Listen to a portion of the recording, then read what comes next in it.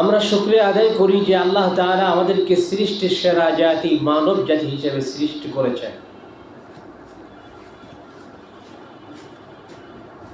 এবং সৃষ্টির সেরা জাতি মানব জাতির মধ্যে থেকে শ্রেষ্ঠ মানব যাকে আল্লাহ তাআলা যাচাই বাছাই করে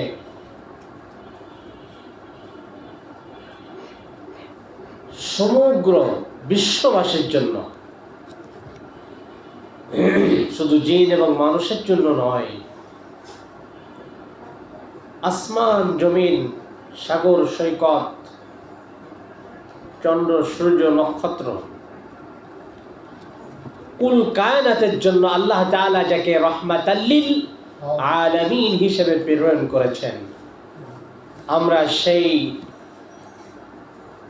আখিরি জামানার পয়গম্বর নবী মুহাম্মদ রাসূলুল্লাহ সাল্লাল্লাহু আলাইহি ওয়াসাল্লামের উম্মত হতে পেরেছি। আল্লাহ তাআলা আমাদেরকে কবুল করেছেন, বড় দয়া করেছেন, ইহসান করেছেন, ভালোবেসেছেন। এই জন্য আমরা সকলে দিল থেকে খুশি মনে আরেকবার শুকরিয়া আদায় করি, সকলে বলি আলহামদুলিল্লাহ। আলহামদুলিল্লাহ। ربنا لك الحمد حمدا كثيرا طيبا مباركا فيه طيبا مباركا فيه يا ربي لك الحمد يا ربي لك الحمد كما ينبغي لجلال وجهك وعظيم سلطانك وعظيم سلطانك। আমরা আল্লাহ রাব্বুল আলামিনের শুকরিয়া আদায় করে নিলাম। যতদিন আমরা দুনিয়ায় বেঁচে থাকবো আল্লাহ তাআলা আমাদেরকে হায়াতের জিন্দেগি দান করবেন, ততদিন পর্যন্ত যেন আমরা আল্লাহ তাআলার বেশি বেশি শুকরিয়া আদায় করে যেতে পারি, আল্লাহ তাআলার গোলামি করে যেতে পারি। আল্লাহ তাআলা যেন শেষ নিঃশ্বাস ত্যাগ করা পর্যন্ত, অর্থাৎ আমাদের মাথার কাছে মালাকুল মাউত আজরাইল যতক্ষণ পর্যন্ত না আসবে, যখন শেষ নিঃশ্বাস ত্যাগ করবো, যেন আমরা আল্লাহ তাআলার সাথে কথা বলে ঈমানের সাথে কালেমা পড়তে পড়তে যেন আমাদের মাউত হয়। আল্লাহ তাআলা যেন আমাদের সকলকে সেই আমাদের সকলের মনের আশাকে আকাঙ্ক্ষাকে আল্লাহ তাআলা যেন কবুল করেন, আমরা বলি আমিন। বড় নিয়ামত হলো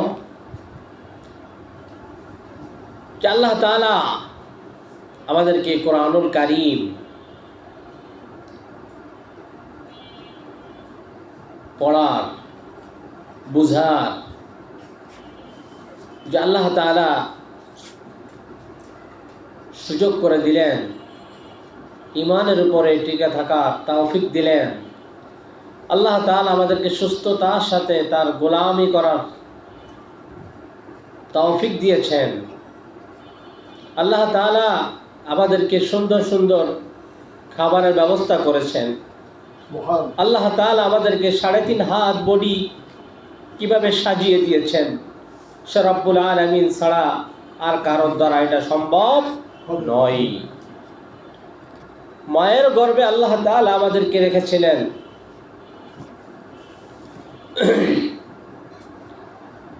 40 দিন পর্যন্ত আমরা মায়ের গর্ভে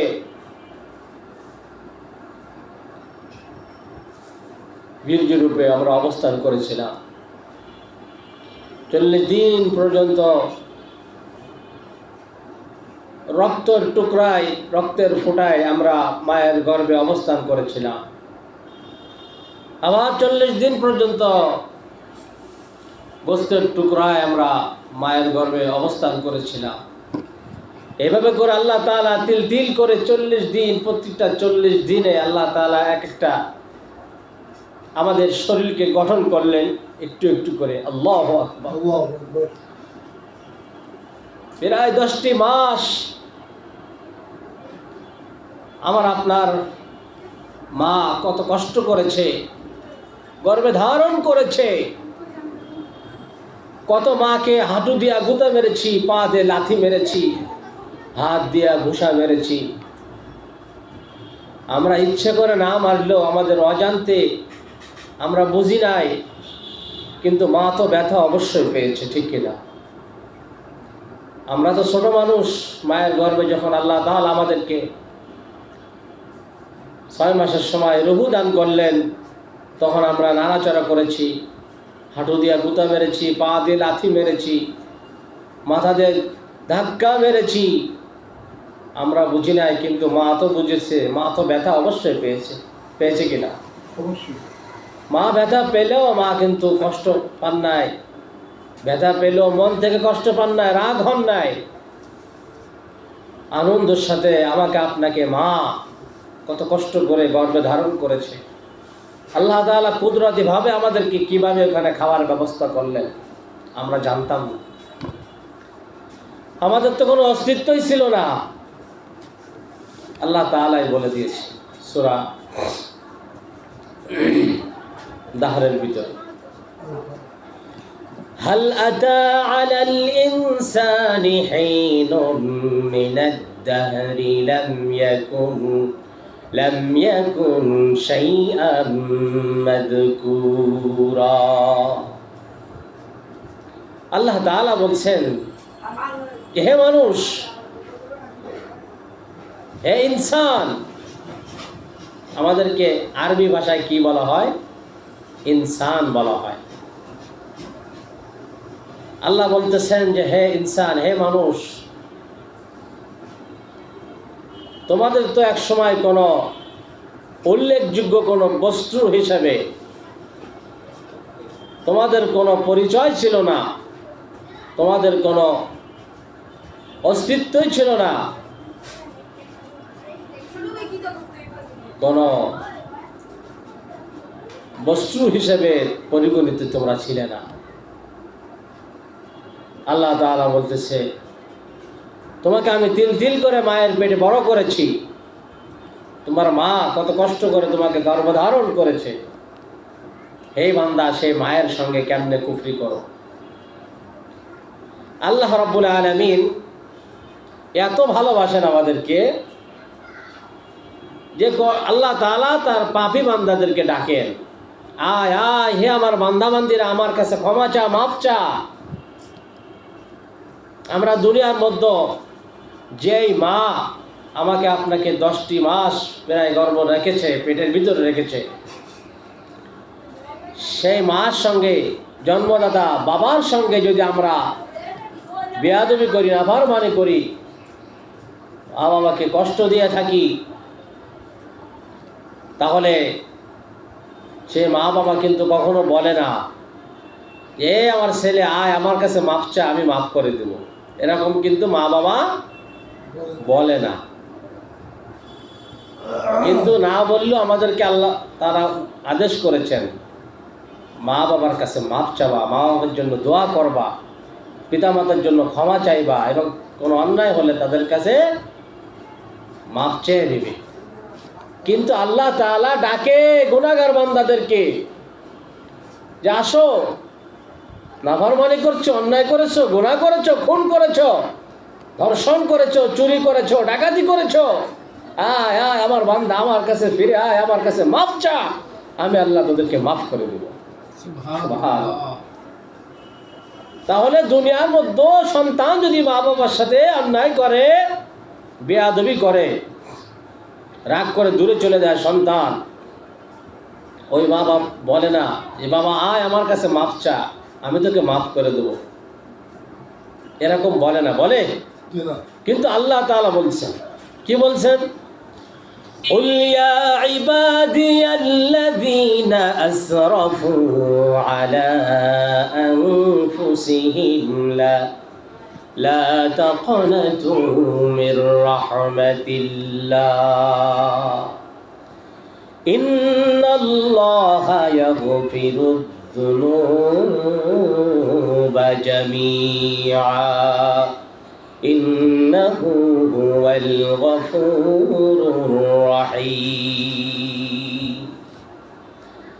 আল্লাহ তাআলা বলেন, নবী আপনি বলে দিন, ইয়া ইবাদিয়াল্লাযীনা আসরাফু আসরাফু আলা আনফুসিহিম। নবী আপনি বলে দিন যে যারা নিজেদের নফসের প্রতি, আত্মার প্রতি জুলুম করেছ, বাড়াবাড়ি করেছ, অন্যায় করেছ, নিজের জীবনকে ধ্বংসের পথে ঠেলে দিয়েছ, জুলুম করেছ, নফসে যা চেয়েছে তাই করেছ, অন্যায় করেছ, আল্লাহ তাআলার সাথে নাফরমানি করেছ, আল্লাহ তাআলার হুকুমকে অমান্য করেছ, গুনাহ করে করে জীবনটাকে শেষ করে দিয়েছ, খুন করেছ, জিনা করেছ, হত্যা করেছ, গালিগালাজ করেছ, পরের হক নষ্ট করেছ। আসসালামু আলাইকুম। তোমরা হতাশ হয় না, দূরে সরে যেও না মির রহমাতিল্লাহ, আমি আল্লাহর রহমত থেকে তোমরা দূরে সরে যেও না। আসো বান্দা, উদউনি আস্তাজিব লাকুম, আমাকে ডাকো, আমি তোমাদের ডাকে সাড়া দিব। সুবহানাল্লাহ। এই জন্য আল্লাহ তাআলা বলছে আসো আসো, ফিরে আসো। খুন করেছো, তাতে কি হয়েছে? অনুতপ্ত দিল নিয়ে যদি আসতে পারো, আমার কাছে মাপ চাইতে পারো, তোমার চোখের পানি নাকের কাছে আসার আগে আমি আল্লাহ তাআলা তোমাকে মাফ করে দিব। সুবহানাল্লাহ। ইতিহাস সাক্ষী, দাহিয়াতুল কালবি নিজের জীবন্ত মেয়েকে মাটির ভিতরে পুঁতে ফেললেন, পাথর দিয়ে মাটি দিয়ে চাপা দিলেন। এই দাহিয়াতুল কালবি জামিলা সুন্দরী তার মেয়ে, তার ঘটনা আপনারা জানেন। এই দাহিয়াতুল কালবি নবীজির কাছে এসে বলে, ইয়া রাসূলুল্লাহ, ইয়া হাবিবাল্লাহ, আমি যে অপরাধ করেছি আল্লাহ তাআলা হয়তো আমাকে মাফ করবে না। আল্লাহু আকবার। নবীজি বললেন, দাহিয়াতুল কালবি, তুমি এমন কি অপরাধ করেছো আমার কাছে একটু বলো দেখি, আমার কাছে একটু বলো। দাহিয়াতুল কালবি বলে, নবীজি কি করে বলবো, আমার তো বুক ফেটে কান্না আসতেছে, মনে হচ্ছে আমার কলিজাটাকে আমি খণ্ড বিখণ্ড করে দিই। ইয়া রাসূলুল্লাহ, ইয়া হাবিবাল্লাহ, এমন অপরাধ করেছি কি করে বলি, আবার তো লজ্জা লাগে। নবীজি বললেন, না দাহিয়াতুল কালবি, তুমি কি এমন অপরাধ করেছো যে আল্লাহ তাআলা তোমাকে মাফ করবে না? আমাকে একটু শোনাও তো দেখি, কত বড় অপরাধ করেছো। দাহিয়াতুল কালবি বলে, ইয়া রাসূলুল্লাহ, ইয়া হাবিবাল্লাহ, আমার নিজের মেয়ে জামিলা সুন্দরী, এত সুন্দর নয়নের মণি, তাকে আমি নিজ হাতে গর্ত ঘুরে মিথ্যা কথা বলে বেড়াতে নিয়ে যাব, এই কথা বলে তাকে মরুভূমি এক প্রান্ত এসে গর্ত করে নিজ হাতে আমার মেয়েকে ধাক্কা মেরে আমি ফেলে দিলাম, আমি নিজে তাকে জীবন্ত মাটি দিয়েছি। ইয়া রাসূলুল্লাহ, পাথরের কুচাগুলা, টুকরো গুড়িগুলা আমার দাড়ির ভিতরে আসা ঢুকে আমার জীবন্ত মেয়ে জামিলা ওই গুহার ভিতরে, গর্তের ভিতরে শোয়া অবস্থায় আমার দাড়িগুলার ময়লা এবং এই পাথরের কুচাগুলো ছাড়াই দিয়ে বলে, বাবা, ও বাবা, তোমাকে আমি আর জীবনে কখনো বাবা বলে ডাকবো না, তুমি আমাকে এভাবে হত্যা করো না। বাবা, প্রয়োজনে দেশ ছেড়ে অন্য দেশে চলে যাব, তোমাকে আর কোনোদিন আমি বাবা বলে পরিচয় দিব না। তুমি আমাকে হত্যা করো না বাবা, আমাকে তুমি ছেড়ে দাও। এত বড় আর্তনাদ করলো, তারপরেও আমি এমন নিষ্ঠুর নবীজি, আমি আমার মেয়ে জামিলাকে ক্ষমা করলাম না। বিনা অপরাধের কারণে, বিনা অপরাধে আমি তাকে হত্যা করেছি, জীবন্ত মাটি দিয়ে মেরে ফেলেছি। গো নবীজি, আল্লাহ তাআলা হয়তো আমার এই গুনাহ কখনো মাফ করবে না। নবীজি বললেন, দাহিয়াতুল কালবি, তুমি যখন তোমার নিজের জীবন্ত মেয়েকে কবর দিলা, মাটি দিলা, হত্যা করে ফেললা, ওগো দাহিয়াতুল কালবি, তখন তো তুমি ইসলাম কবুল করো নাই, অমুসলিম ছিলে, কাফের ছিলে। ওগো দাহিয়াতুল কালবি, তুমি তো এখন কালেমা পড়েছো, ইসলাম কবুল করেছো। আল্লাহ তাআলা তোমার এই কালেমা পড়ার কারণে, ইসলামের ভিতরে প্রবেশ করার কারণে আল্লাহ তাআলা তোমার পিছনের সমস্ত গুনাহ মাফ করে দিয়েছে। সুবহানাল্লাহ। দাহিয়াতুল কালবি হতাশ হওয়ার কারণ নাই। তুমি যদি তোমার ভিতর দিন থাকতো, তুমি যদি বুঝতা, তাহলে এই কাজ করতে না। ও দাহিয়াতুল কালবি, তুমি যখন তোমার জীবন তুমি হত্যা করেছো, তখন তুমি মুসলমান হও নাই। এখন যখন কালেমা পড়ে ইসলাম কবুল করেছো, আল্লাহ তাআলা তোমার পিছনের সমস্ত গুনাহ মাফ করে দিয়েছে। সুবহানাল্লাহ। তার মানে এটা নয় আমরাও আমাদের মেয়েদের আত্মীয় স্বজনদেরকে হত্যা করবো, নাউজুবিল্লাহ। তার মানে এটা নয়, ওর থেকে আমাদের শিক্ষা নিতে হবে। কি ঠিক কিনা? ফিরাউন খোদা দাবি করেছে, তাই বলে আমরা দাবি করবো? নাউজুবিল্লাহ। যত বড় বড় অন্যায় আছে, ছোট ছোট অন্যায় আছে, সমস্ত অন্যায় অপরাধ থেকে আল্লাহ তাআলা যেন আমাদেরকে মাফ করে দেয় বলে আমিন। এই জন্য আল্লাহ তাআলা বলতেছে, লা তাকনাতু মির রাহমাতিল্লাহ, আমার রহমত থেকে তোমরা দূরে সরে যেও না। ইন্নাল্লাহা, নিশ্চয় আমি আল্লাহ তাআলা, ইয়াগফিরুদ যুনুবা জামিআ, নিশ্চয় আমি আল্লাহ তাআলা তোমাদের পিছনের সমস্ত গুনাহ খাতা আমি আল্লাহ তাআলা মাফ করে দেব। ইন্নাহু হুয়াল গফুরুর রহিম, নিশ্চয় আমি আল্লাহ তাআলা তোমাদের পিছনের ছোট বড় সমস্ত গুনাহ মাফ করে দেব। সুবহানাল্লাহ। এই জন্য হতাশ হওয়া যাবে না, দূরে সরে যাওয়া যাবে না। অন্যায় হয়ে গেছে, সাথে সাথে তওবা করে আল্লাহ তাআলার কাছে মাফ চেয়ে নেব যে আল্লাহ, বুঝে হোক না বুঝে হোক অন্যায় করে ফেলেছি, ক্ষমা করে দাও।